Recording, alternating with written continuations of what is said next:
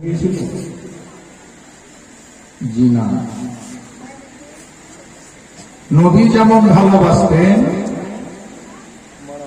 নবীর যত সাহাবা ছিল সমস্ত সাহাবা জান দিয়ে প্রাণ দিয়ে এমনকি নিজের বিবি বাচ্চা থেকেও ইমাম হাসান হোসেনকে বেশি ভালোবাসত। বলুন সুবহানাল্লাহ। একটা ঘটনা শুনলে বুঝতে পারবেন যে সাহাবীরা ইমাম হাসান হোসেনকে কেমন ভালোবাসে। দেখা যায় নিশ্চয় নবীর মসজিদের মুয়াজ্জিন, পৃথিবীর সবচেয়ে প্রথম মুয়াজ্জিন, আমার নবীর মুয়াজ্জিন, তার নাম হলো হযরতে বেলাল। তার নাম কি? হযরতে বেলাল। এ বাবু, কালকে এখানে একটা ফ্যান ছিল, ফ্যানটা খুব গরম লাগছে। হযরতে ইসলামের মুয়াজ্জিনের নাম কি? আচ্ছা, আমি কতগুলি কথা বলি তো যেন আপনারা কিছু বুঝতে পারেন, সাথে সাথে শিখতে পারেন। কালকে বলেছিলাম নবীর বেটি কটা, নবীর বেটা কয়টা বলেছিলেন। যারা এসছেন তারা শুনেছেন। আচ্ছা, বলতে পারবেন মা ফাতেমার ছেলে মেয়ে কয়টা? জি, মা ফাতেমা। ইমাম হাসান হোসেন কয় ভাই ছিল? ওরা কয় ভাই কয় বোন জানা আছে? চলে আমরা কি জানবো বলুন। মা ফাতেমার ছেলে মেয়ে হচ্ছে 6 জন, 3টি ছেলে 3টি মেয়ে। তবে হযরত আলীর ছেলে মেয়ে কয়জন জানা আছে? বলতে পারবেন? হযরত আলী, এগুলো কথা সবাই বলতে পারবে না। আজকাল তো জীবনী বক্তারও শেষ নেই, তিবড়ি সব জীবনী। ওয়াজ নসিহত কোরআন হাদিস কম, আপনার অ্যাডভার্টাইজ বেশি করেছে। জালসানা কমেডি কি হচ্ছে কিছু বোঝা যায়।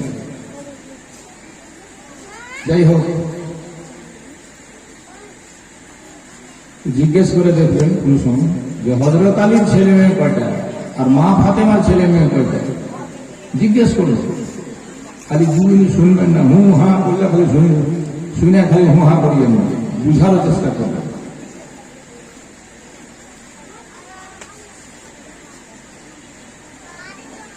বন্ধুগণ ভাইরা, যাই হোক, নবীর মুয়াজ্জিন হযরতে বেলাল যখন আমার নবী ইন্তেকাল করে গেলেন, তখন হযরতে বেলাল আযান দেওয়া ছেড়ে দিলেন। কারণ এমন আশিক ছিলেন, এমন প্রেমিক ছিলেন, নবীকে 1 সেকেন্ড না দেখলে থাকতে পারতেন না। আর যখনই আযান দিতেন, আশহাদু আন্না মুহাম্মাদার রাসূলুল্লাহ,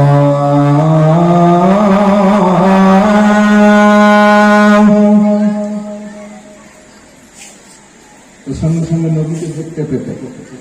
এখন নবী যেহেতু জাহিল হায়াত আর নেই, তো দুঃখে আক্ষেপে আফসুসে আযান বন্ধ করে দিয়েছে। সাহাবায়ে কেরামরা বলছেন বেলাল আযান দাও, আযান দাও, আযান দাও। বেলাল বলছেন না, আমার দ্বারা আযান দেওয়া আর সম্ভব না। আমার মনের জ্বালা তোমরা বুঝবা না, আমাকে আযান দিতে বলো না। এমনকি রিওয়ায়াত আছে বেলাল নবীর দুঃখে মদিনা ছেড়ে চলে গেল শাম দেশ। এমন দেশ, ওখানেই থেকে জিন্দেগি কাটিয়ে দিব, আর আসবে না। হঠাৎ একদিন স্বপ্নে দেখছে আমার নবীকে। নবী বলছেন, বেলাল, ও বেলাল, মদিনায় কি অভাব ছিল, মদিনা ছেড়ে তুমি সামদেশ চলে গেলে। সঙ্গে সঙ্গে বেলালের প্রাণে প্রেমের জোয়ার উঠল। বেলাল সংকল্প ত্যাগ করলেন আর মদিনার দিকে প্রত্যাবর্তন করলেন, ফিরে আসলেন। আবার সাহাবায়ে কেরামরা দেখে বলছে বেলাল আযান দাও, বেলাল আযান দাও, তোমার মতো অনেকদিন থেকে আযান শুনিনি বেলাল। হযরত বেলাল বলছেন আমাকে আযান দিতে বলো না, আমার মনের জ্বালা তোমরা বুঝো না।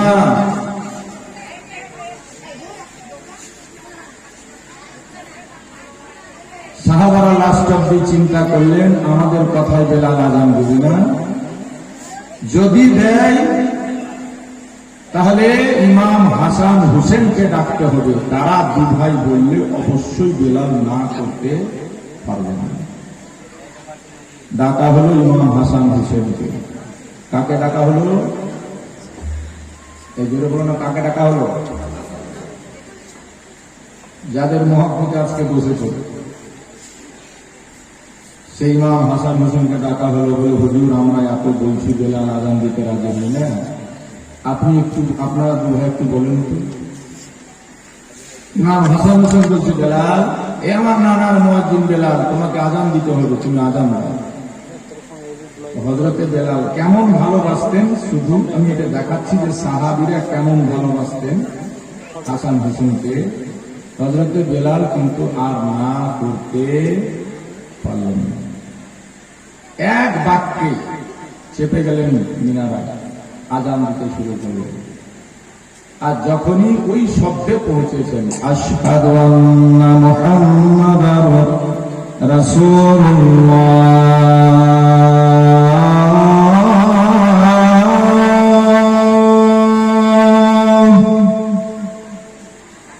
আর দাঁড়িয়ে থাকতে পারছেন না, স্থির থাকতে পারছেন না। নবী দৃষ্টি বেলাল কাঁপতে লাগলেন। বেলালকে ধরে নামা হলো। ইতিহাস বিপদ লিখেছেন আযান সেইটাই জীবনের শেষ ছিল, আর আযান করলেন।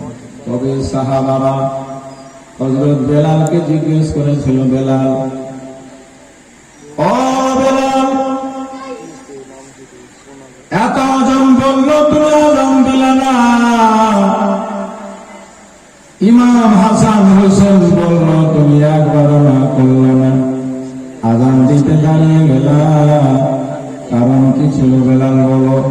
হযরত বেলাল বলেছিলেন ভাইরা, ওগো আমার নবীর সাহাবারা, তোমরা দেখছিলে যে ইমাম হাসান হোসেন আমাকে আযান দিতে বলছিল, তবে আমি যেন মহব্বতের দৃষ্টিতে তাদের দুই ভাইয়ের দিকে যখন তাকিয়েছিলাম তো মনে হচ্ছিল আমার রাসূলকে দেখছি, রাসূল আমাকে আযান দিতে বললেন। সুবহানাল্লাহ। কারণ হলো বাবা, আল্লাহ তাআলা দুই ভাইকে এমন বানিয়েছিল, আমাদের নবীর ছায়া তো ছিল না, তবে দুই ভাইকে দাঁড় করলে মনে হতো নবীর ছায়া দাঁড়িয়ে আছে। হযরত আলী শের খোদা বলেন, ইন্নাল হাসানা আসবাহা বিরাসূলিল্লাহি সাল্লাল্লাহু আলাইহি ওয়াসাল্লাম মিনার রাসূল সাল্লাল্লাহু। আমার বড় ছেলে হাসান দেখতে অবিকল নবীজির মাথা থেকে সিনা পর্যন্ত যেমন হাসান ছিল তেমন। ইন্নাল হুসাইনা আসবাহা নবিয়্যা মাকানা সালামিন যালিক, আর আমার হুসেন ছিল সিনা থেকে পায়ের তলা পর্যন্ত নবীর যেমন, হুসেন ছিল দেখতে তেমন। মানে দুই ভাইকে একসাথে দাঁড় করে দিলে মনে হতো যেন রাসূলুল্লাহ দাঁড়িয়ে আছে। বলুন সুবহানাল্লাহ। বলার উদ্দেশ্য বাবাজি ভাইরা আমার, সাহাবায়ে কেরামরা কেউ দুশমন হয়নি, তবে দুই ভাই মাত্র 7-8 বছরের বয়স। কতদিন বয়স বললাম? জোরে বলুন কতদিন? 7-8 বছর বয়স। আমার আপনার নবী, দয়ার নবী, বিশ্ব নবী আর দুনিয়াতে থাকবে না। রাসূল পাক আমার দুনিয়া ছেড়ে জাহিলি হায়াত ছেড়ে বিদায় নেবেন। রাসূলুল্লাহ অসুস্থ হয়ে গেছেন। সাহাবায়ে কেরামরা সবাই জানতে পেরে গেছেন নবী আমার অসুস্থ। সাহাবায়ে কেরাম বুঝে গেছেন নবী আর আমাদের মাঝে থাকবে না। মা ফাতেমা গেছে নবীর বাড়িতে আব্বাকে দেখতে, হাসান হোসেন গেছে নানাকে দেখতে। ঘরের দরজাটা বন্ধ, নবী আমার আর থাকবে না, দুনিয়াতে আজকে বিদায় নিয়ে চলে যাবে। আল্লাহর নবী আমাদের মা, সারা মুমিনদের বিশ্ব জননী হযরতে মা আয়েশার বুকে মাথা রেখে সেদিন শুয়ে আছেন। আজকে আমার নবী দুনিয়া ছেড়ে দেবেন, দুনিয়া থেকে বিদায় নেবেন। আল্লাহ পাক অর্ডার হয়ে গেছে। আল্লাহ মালাকুল মউত ইসরাইলকে বলেছে, ইসরাইল যা আমার নবীর দরবারে পারমিশন নিয়ে ভিতরে যাবে। আমার নবী যদি আসতে চায় নিয়ে আসবে, নবী যদি আসতে না চায় নবীকে রেখে দেবে। বলুন সুবহানাল্লাহ। পৃথিবীতে কোনো বাদশার দরবারে এমন হয়নি, হবে না। পৃথিবীতে কোনো মন্ত্রীর দরবারে এমন হয়নি, হবে না। পৃথিবীতে কোনো রাজা মহারাজার দরবারে এমন হয়নি, হবে না। পৃথিবীতে কোনো জ্ঞানী বিজ্ঞানীর দরবারে ফেরেশতা ইসরাইল মালাকুল মউত পারমিশন নেবে না। একমাত্র আমার নবীর দরবারে যেতে পারমিশন নিয়ে যেতে হয়েছে। বলুন সুবহানাল্লাহ। আরে বলুন তো, নবী যে কাউরির মতো? যে বলুন নবী কি কাউরির মতো? কেউ কি নবীর মতো?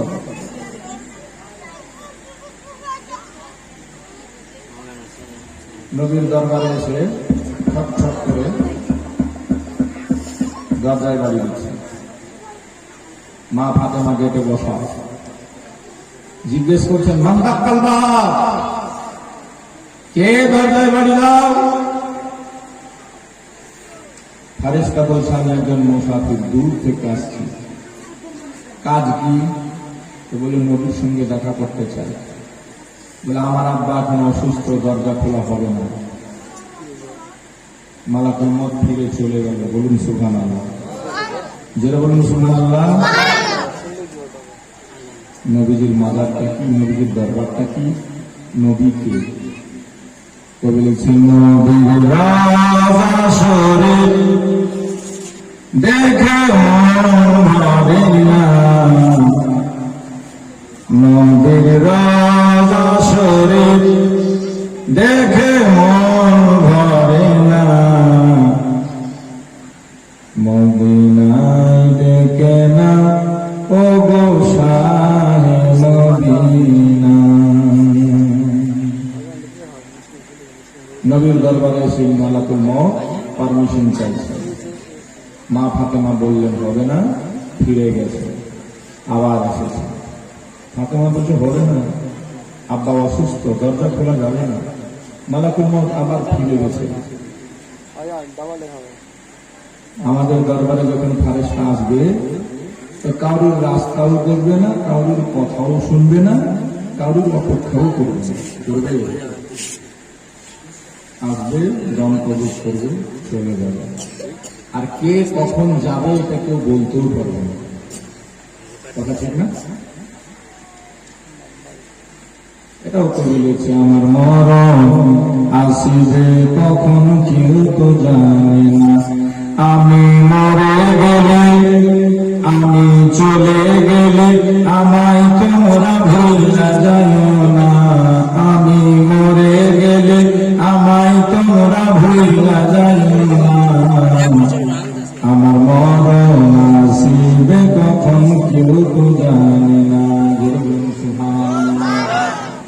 এই দুনিয়া চিরজীবন থাকার জায়গা না, অন্ধকার কবর যে তোমার আসল ঠিকানা। এই দুনিয়া চিরজীবন থাকার জায়গা না, অন্ধকার কবর যে তোমার আসল ঠিকানা। আমায় রেখে সবাই চলে যাবে, সঙ্গী হবে না। আমায় রেখে সবাই চলে যাবে, সঙ্গী হবে না। আমার মরণ আসিবে কখন কেউ তো জানে না। আমার তোমাকে আপন একবার ভাবনা, যিনি আপন তিনি কাঁদেন সোনার মদিনা। জোরসে বলেন ইয়া রাসূলুল্লাহ। আমার তোমাকে আপন একটু ভাবনা, যিনি আপন তিনি কাঁদেন সোনার মদিনা। ও ভাই সেই নবীজির দিদার পেতে চলো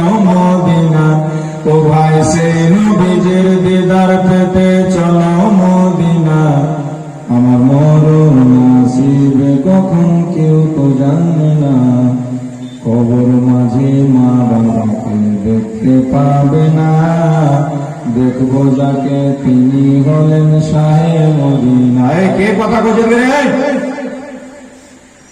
গলা টিপে মেরে ফেলবো।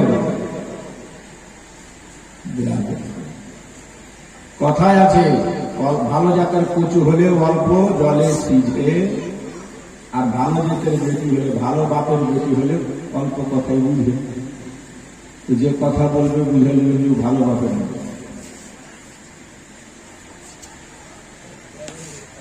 কবর মাঝে মা বাবাকে দেখা যাবে না, দেখবো যাকে তিনি হলেন শাহে মদিনা।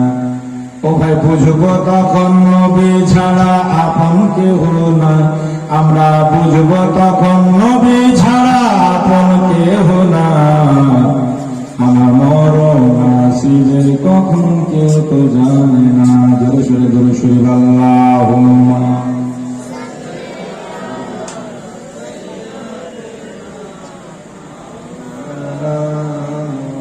ফ্যান লাগাতে বলবেন, গায়ে লাগে না।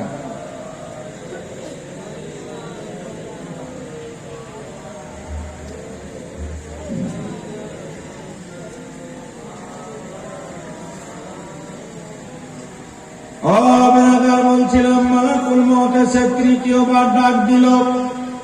আল্লাহ নবী শুনতে পেয়ে গেল। আমার নবী বলে, ফাতেমা কে দরজায় বাড়ি দেয়, ডাক দেয়, দেখো তোমার। মা ফাতেমা বলছেন, আব্বা 3 বার হয়ে গেল, একটা মুসাফির আপনার সঙ্গে দেখা করতে চাই। আমার নবী বলছে, মা দরজাটা খুলে দে। মা ফাতেমা গিয়ে দরজা খুলে দিল। দরজা খুলে দেখছে এমন একটা লোক দাঁড়িয়ে আছে, যার মাথা লেগে আছে আসমানে, পা লেগে আছে জমিনে। মা ফাতেমা গিয়ে বলে, আব্বা এটা কোন মানুষ? কেমন রে মা? ফাতেমা বলেন, আব্বা এমন একটা মানুষ দেখলাম যার মাথা আসমানে, পা জমিনে। আল্লাহ নবী ফাতেমাকে ডেকে বললেন, এদিকে আয় রে মা।